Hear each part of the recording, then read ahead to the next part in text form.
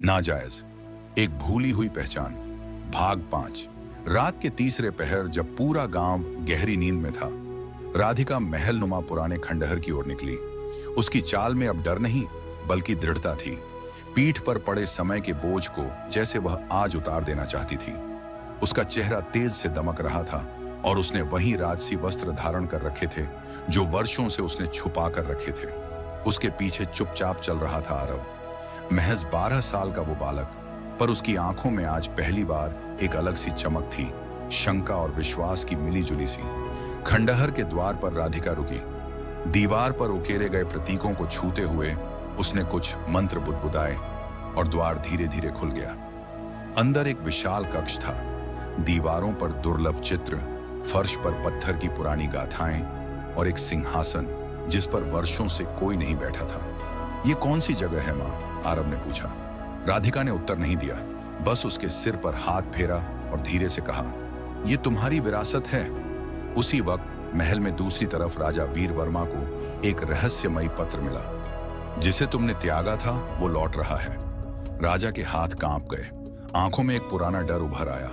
उसने तुरंत अपने मंत्री को बुलाया और तीखी नजरों से पूछा, क्या यह सत्य है? मंत्री ने सिर झुकाकर कहा, राजन, समय आ गया है कि आप अपने अतीत का सामना करें। इधर खंडहर में राधिका ने आरव को एक धातु की छाती से एक गहना निकाला, सिंहासन का राज चिन्ह। यह क्या है मां? आरव ने पूछा। राधिका ने आंखें भरकर कहा, तुम राजा वीर वर्मा के पुत्र हो, लेकिन समाज के डर से तुम्हें कभी स्वीकार नहीं किया गया। आरव हक्का बक्का रह गया। उसकी छोटी सी दुनिया एक ही पल में बदल चुकी थी। क्या मैं नाजायज हूं? उसने कांपती आवाज में पूछा।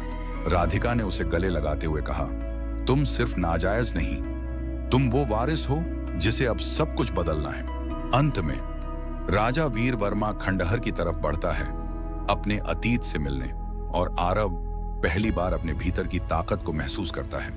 लेकिन अभी भी एक बड़ा रहस्य बाकी है। राधिका सच में कौन है? क्या वह केवल एक त्यागी हुई स्त्री है या कुछ और? भाग 6 में होगा खुलासा। अगर आप चैनल पर नए हैं तो वीडियो को एक प्यारा सा लाइक जरूर दें। अगर आपको यह कहानी पसंद आ रही है तो कृपया चैनल को सब्सक्राइब जरूर करें।